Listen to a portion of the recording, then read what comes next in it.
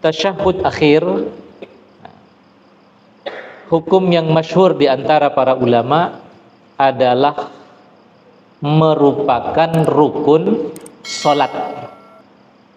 Artinya, kalau tidak kita lakukan tasyahud akhir ini, maka salat kita tidak sah. Karena menjadi apa? Rukun. Aktivitas yang tidak boleh ditinggalkan. Apa dalilnya jemaah sekalian? Hadis riwayat Imam Al-Bukhari dan Muslim dari Abdullah bin Mas'ud. Kunna naqulu qabla an yufrad alaina at-tashahhud assalamu 'ala Allah qabla ibadihi. Kami, kata Nabi, sebelum diperintah oleh Allah untuk membaca doa tasyahud, kami biasa di dalam salat itu mengatakan, melafalkan assalamu 'ala Allah qabla ibadihi. Assalamu 'ala Jibril, assalamu 'ala Mikail. Itu jamaah sekalian. Maka kemudian turun wahyu kepada Nabi sallallahu alaihi wasallam untuk tidak lagi mengatakan salam tersebut, tetapi kemudian diganti dengan apa? Assalamu ala ibadillah di dalam bacaan tasyahud awal maupun tasyahud akhir. At-tahiyyatu lillah, as-salawatu wat-thayyibat, assalamu alayka ayyuhan nabiyyu wa rahmatullahi wa barakatuh, assalamu alayna wa ala ibadillahis sholihin. Ini ganti daripada salam yang pertama tadi. Jadi tidak lagi mengucapkan assalamu ala Allah, assalamu ala Jibril, assalamu ala Mikail dan seterusnya. Kenapa jamaah sekalian tidak lagi diperbolehkan untuk mengatakan assalamu ala Allah?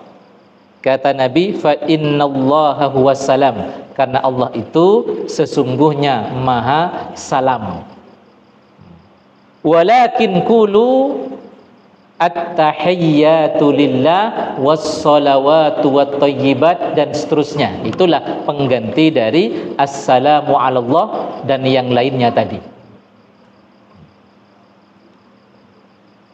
Jadi kata Nabi, walakin qulu, melainkan ucapkan at-tahiyyatu lillah was-salawatu wat-thayyibat dan seterusnya di dalam kita duduk tasyahud akhir.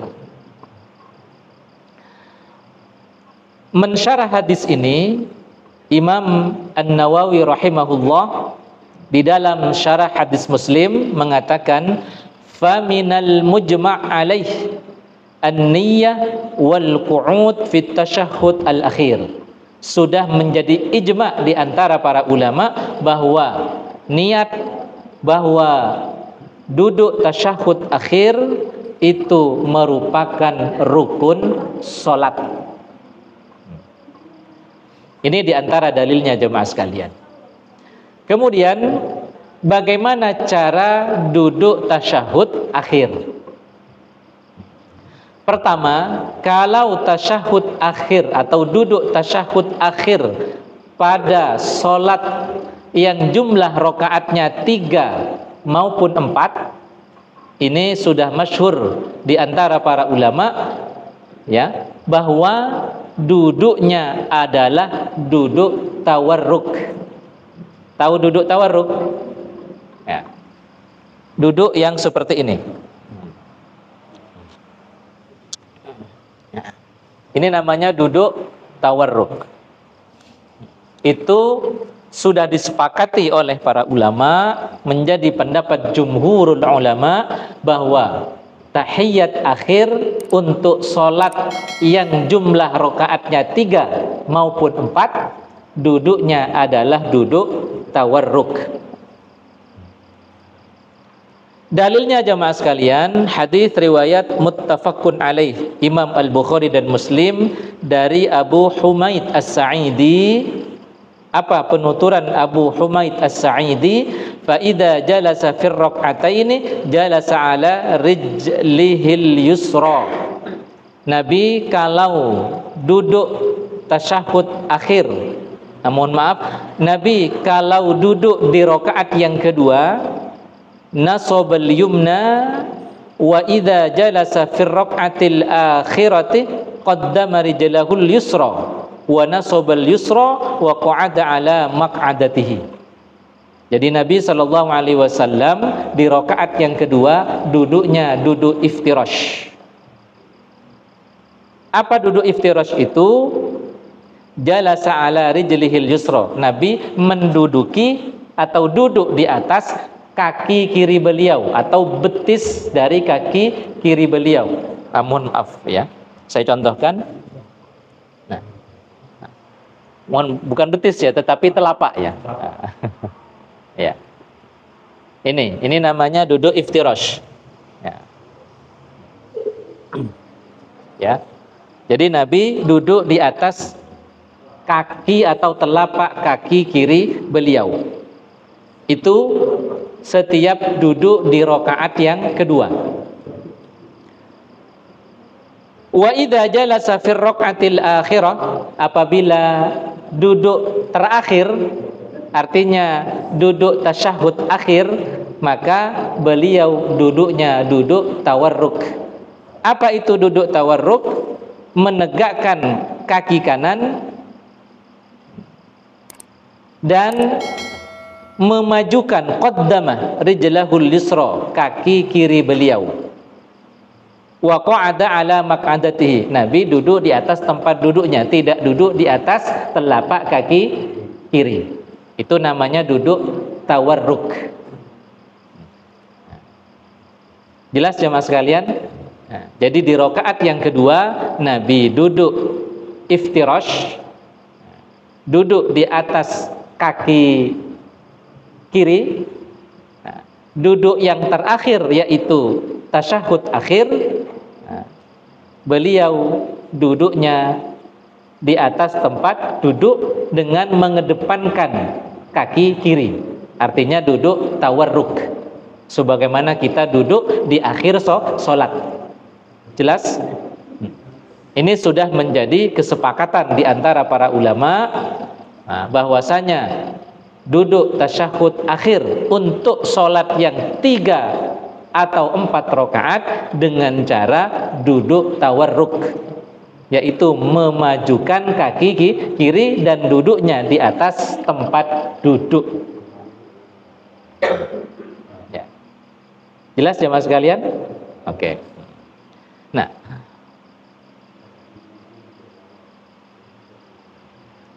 di dalam hadis Imam Abu Daud redaksinya wa qa'ada ala shiqqihi mutawarrikan thumma sallama, duduk tawarruk. Nah, istilah lainnya. Hadirin yang dimuliakan dan dirahmati Allah Subhanahu wa taala. Perdebatannya terjadi pada salat yang 2 rakaat. Salat apa saja? Subuh, salat sunnah. Nah, ini yang terjadi perdebatan di antara para ulama. Pendapat yang pertama mengatakan duduknya duduk tawarruk. Ya, duduknya apa? Duduk tawarruk. Seperti pendapat Imam Syafi'i dan yang lainnya. Kalau di Indonesia juga didukung oleh pendapatnya Majelis Tarjih Muhammadiyah. Mau 3 rakaat, 4 rakaat, termasuk juga yang 2 rakaat, kalau itu duduk tasyahud akhir, duduknya tawarruk. Ya, ini pendapat madhab Syafi'i. Nah, kemudian beberapa madhab lainnya, dan di Indonesia didukung juga oleh pendapat Majelis Tarjih Muhammadiyah. Ya. Itu jamaah sekalian. Sementara pendapat yang kedua, kalau itu sholatnya 2 rakaat subuh dan sholat sunnah, maka duduknya duduk iftirash. Ini pendapat Imam Ahmad bin Hambal dan beberapa pendapat ulama Saudi. Makanya kalau kita melihat ada jamaah kita sholat subuh kok tahiyat akhirnya duduk iftirash, ini mengikuti pendapat ulama Saudi. Kalau di Indonesia umumnya NU ataupun Muhammadiyah itu duduknya duduk tawarruk. Yang bermadzhab Syafi'i ataupun mengikuti manhaj tarjih Muhammadiyah itu duduknya tawarruk.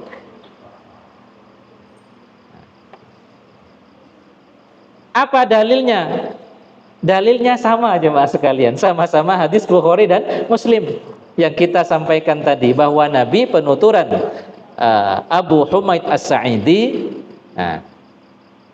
di rakaat yang kedua beliau duduk iftirash. Di rakaat yang terakhir beliau duduk tawarruk. Ini hadisnya hadis Bukhari dan Muslim. Jadi ternyata di dalam memahami hadis yang sama ini para ulama tidak sama. Ya. Nah, sekali lagi saya ulangi dalam bahasa Indonesia terjemahan hadis ini, Nabi kata Humaid As-Sa'idi, kalau duduk di rakaat yang kedua beliau duduk iftirash. Kalau duduk di rakaat yang terakhir beliau duduk tawarruk.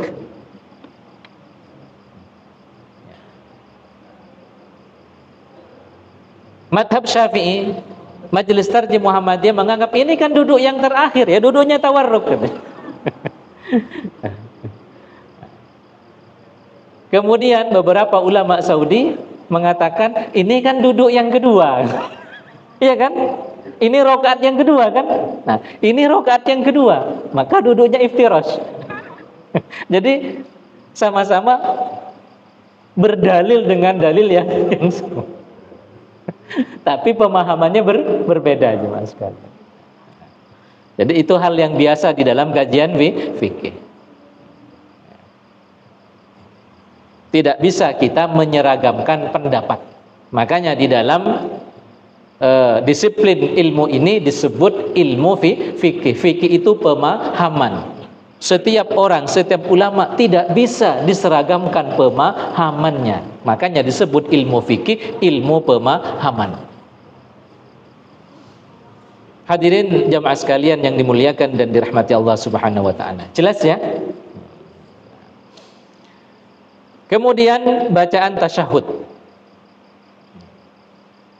Yang masyhur di tengah-tengah kita, bacaan tasyahud itu pertama at-tahiyyatu lillah was-salawatu wat-thayyibat. Assalamu alayka ayyuhan nabiyyu wa rahmatullahi wa barakatuh. Assalamu alayna wa ala ibadillahis salihin. Asyhadu an la ilaha illallah wa asyhadu anna Muhammadan abduhu wa rasuluh.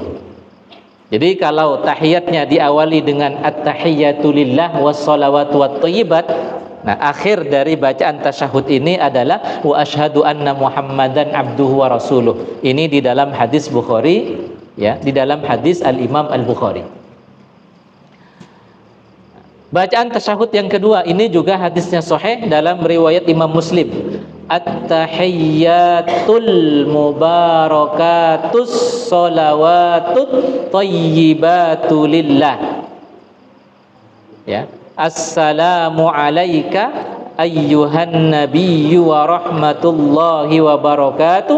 Assalamu alayna wa ala ibadillahis salihin. Asyhadu an la ilaha illallah wa asyhadu anna Muhammadar Rasulullah.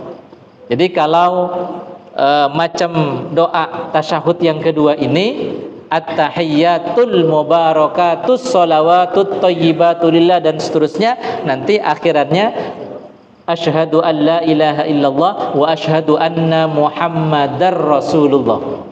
Itu jamaah sekalian. Ini yang masyhur di tengah-tengah kita di Indonesia. Kedua-duanya dalilnya sahih. Kalau di kalangan Islam tradisional atau kawan-kawan NU biasanya menggunakan yang kedua, at-tahiyyatul mubarakatus shalawatut thayyibatu lillah. Nah, itu hadisnya Muslim, sahih. Nah, kalau di kalangan Muhammadiyah itu yang lebih terkenal yang riwayat Bukhari yang pertama, at-tahiyyatu lillah was-shalawatu wat-thayyibat. Meskipun di dalam himpunan putusan tarjih doa yang kedua juga ada. Artinya apa? Sama-sama dipopulerkan. Itu jamaah sekalian. Karena hadisnya sama-sama apa? Sahihnya bisa kita gunakan. Setelah membaca tasyahud, kemudian dilanjutkan dengan membaca sholawat.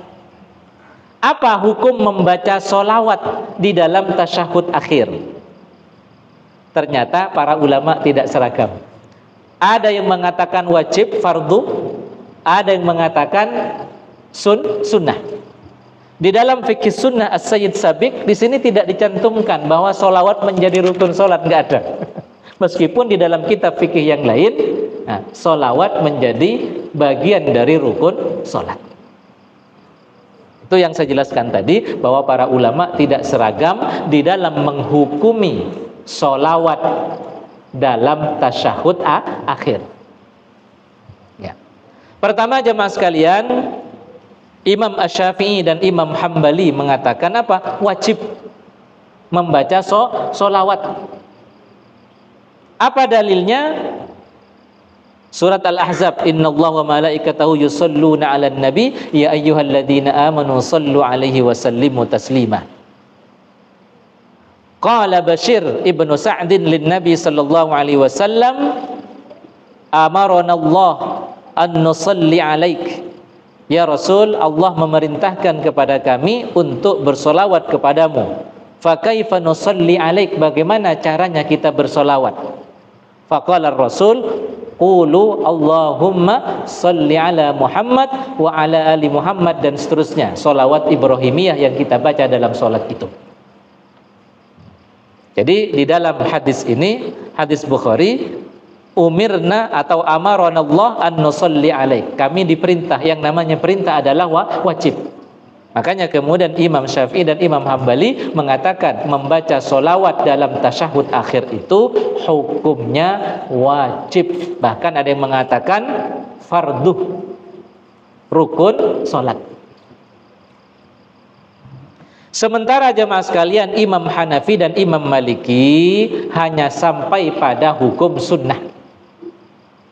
Termasuk As-Sayyid Sabiq di dalam kitabnya Fikih Sunnah, ya, menjadikan solawat Nabi itu adalah sunnah, bukan wajib apalagi rukun. Apa dalil madhab Hanafi dan Maliki? Hadis riwayat muttafaqun alaih.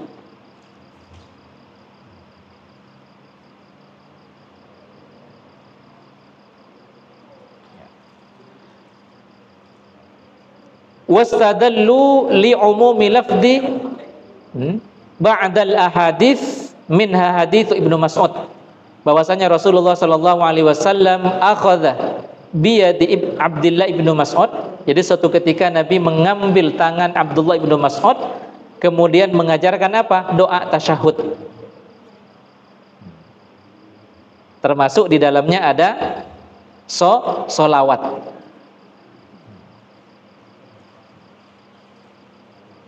Cuman tidak ditegaskan di sini hukumnya secara spesifik.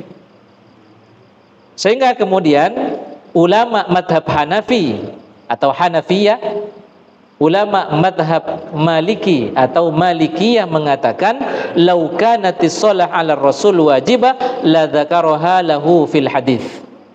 Kalau seandainya solawat kepada Nabi itu hukumnya wajib, maka tentu dijelaskan secara detail spesifik di dalam hadis tentang tasyahud ini.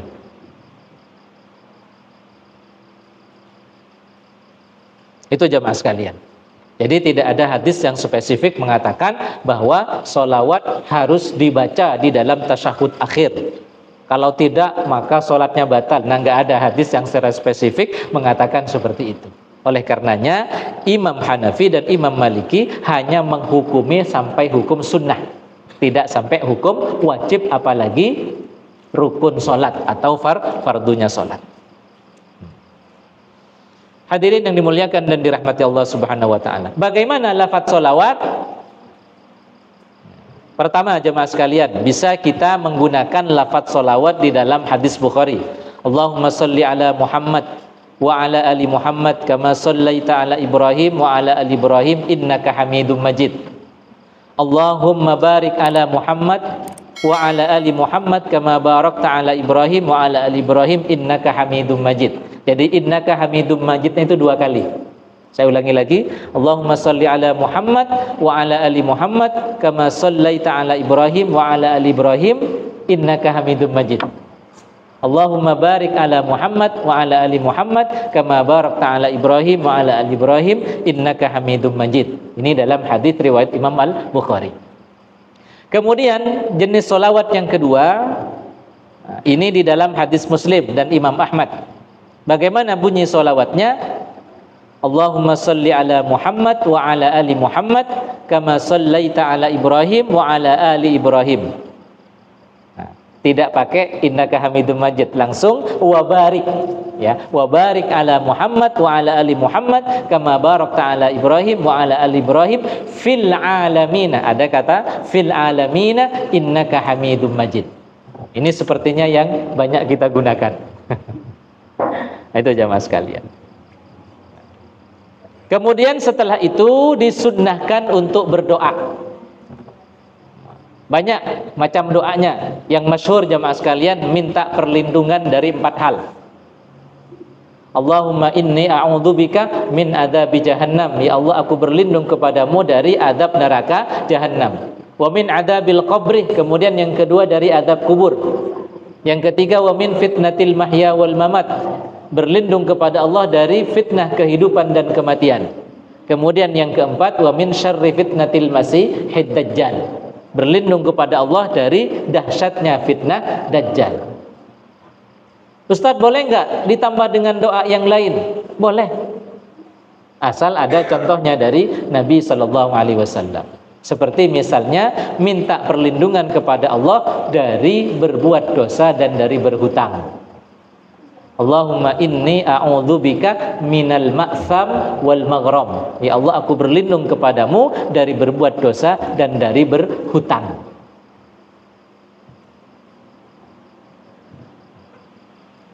Itu jamaah sekalian, beberapa doa yang dianjurkan kita baca sebelum salam.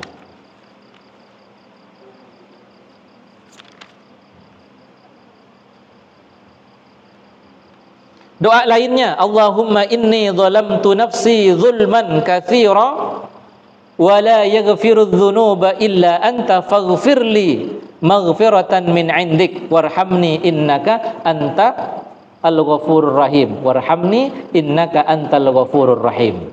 Ini juga bisa kita baca sebelum salam.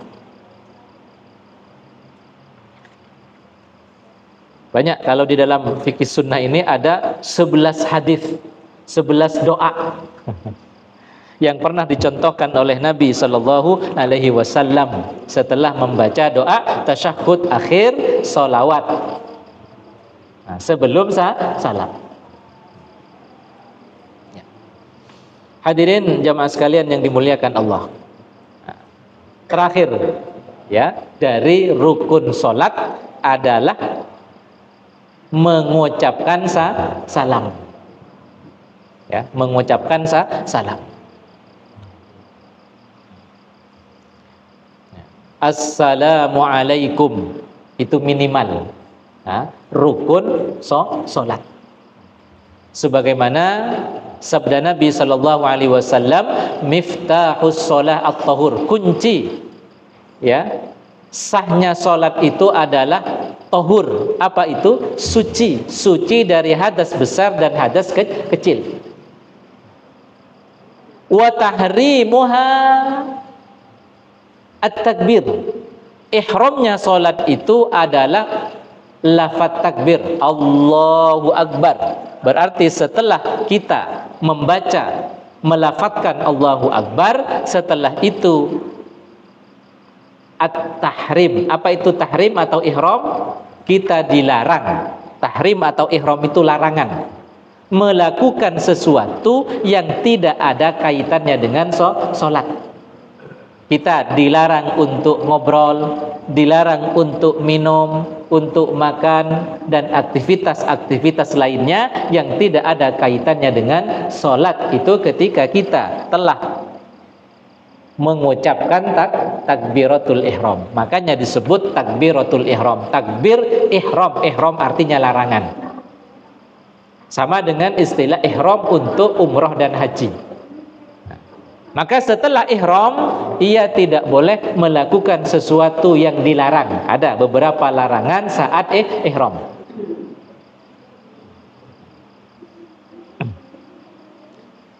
Hadirin jamaah sekalian yang dimuliakan Allah, kemudian tahliluha at-taslim. Penghalalannya adalah salam. Artinya setelah mengucapkan assalamualaikum, maka setelah itu kembali boleh melakukan aktivitas-aktivitas yang mubah, apalagi sunnah di luar kegiatan sholat. Artinya sholatnya telah selesai. Maka orang yang setelah sholat mau dzikir, mau tilawah Quran, mau apalagi pulang dan seterusnya, itu sudah halal, sudah diperbolehkan. Kenapa? Karena sudah mengucapkan apa? Salam. Jadi tahliluha as-salam. Penghalalannya adalah salam. Makanya jemaah sekalian, kalau saya ditanya, Ustadz, apa hukumnya salaman setelah sholat? Ya boleh. Kenapa? Sudah selesai sholatnya. Nah, jadi setelah selesai sholatnya, mau melakukan aktivitas di luar sholat, mau dzikir, mau baca Quran, bahkan mau pulang juga boleh. Kenapa salaman dilarang gitu? Ya. Yang dilarang itu sebelum salam sudah salaman. At-tahiyyatu lillah wassalawatu wathayyibat salaman. Ini batal salatnya gitu. Haram, enggak boleh begitu ya. Enggak boleh melakukan aktivitas di luar aktivitas salat. Ketika sudah salam, assalamualaikum minimal, ya, maka itu sudah tahlil, sudah halal melakukan aktivitas-aktivitas lainnya. Nah, karena sholatnya sudah ditutup, sudah selesai. Jelas ya mas sekalian? Nah, bagaimana cara salam dan bagaimana ucapan salam itu? Hadirin yang dimuliakan dan dirahmati Allah Subhanahu wa taala. Salam yang pertama ini yang rukun, ya. Menghadap kemana? Ke sebelah kanan. Disunnahkan sampai apa? Melihat ke belakang semampunya. Ya.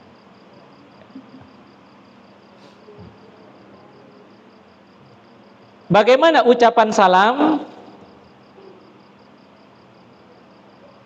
Hadirin yang dimuliakan dan dirahmati Allah Subhanahu wa taala. Oke, sebelum kita mempelajari bagaimana ucapan salam yang pernah dicontohkan oleh Nabi, ini ada beberapa dalil yang akan saya bacakan terkait dengan cara menoleh. Annan Nabi sallallahu alaihi wasallam kana yusallim taslimatan wahidah. Nabi pernah salam sekali. Ini yang rukun. Kemudian disunnahkan menoleh secara maksimal. Begini. Secara maksimal artinya tidak kemudian harus apa? Menggerakkan badan sampai ya, semampunya secara maksimal. Tanpa harus merubah posisi badan kita.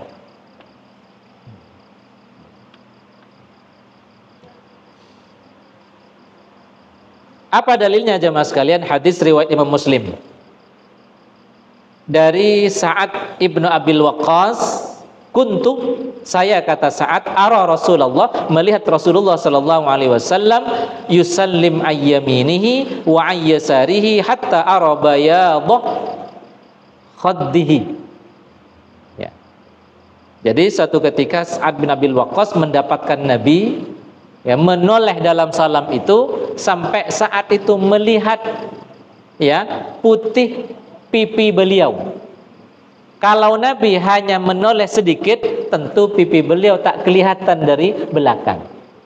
Nah, maka kalau saat melihat pipi Nabi, artinya apa? Nabi memaksimalkan menolehnya. Sampai apa? Pipinya kelihatan dari belakang. Tetapi juga tidak apa-apa menoleh sedikit.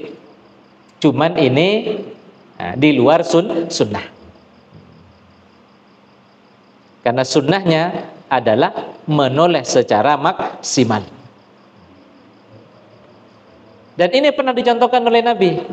Ya, pernah Nabi salamnya itu hanya menoleh sedikit.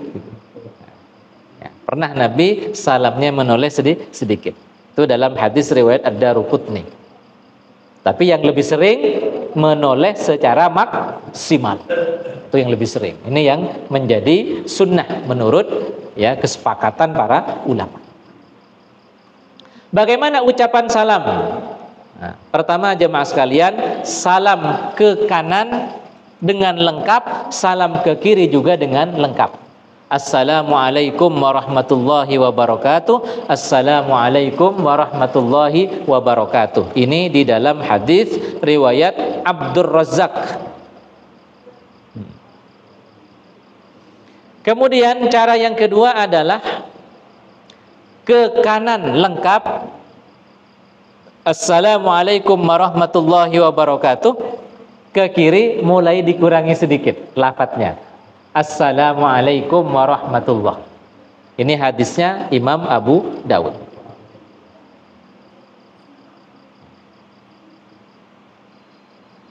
Kemudian jemaah sekalian, cara yang ketiga adalah ya, ke kanan maupun ke kiri dengan ucapan Assalamualaikum warahmatullah. Assalamualaikum warahmatullah. Ini hadisnya riwayat Imam An-Nasai dan Abu Dawud. Nah, ini yang sering kita pakai di masjid ini.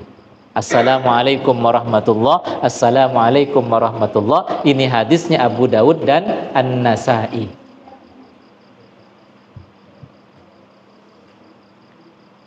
Cara yang keempat jemaah sekalian, ke kanan Assalamualaikum warahmatullah, ke kiri Assalamualaikum. Minimalis Assalamualaikum.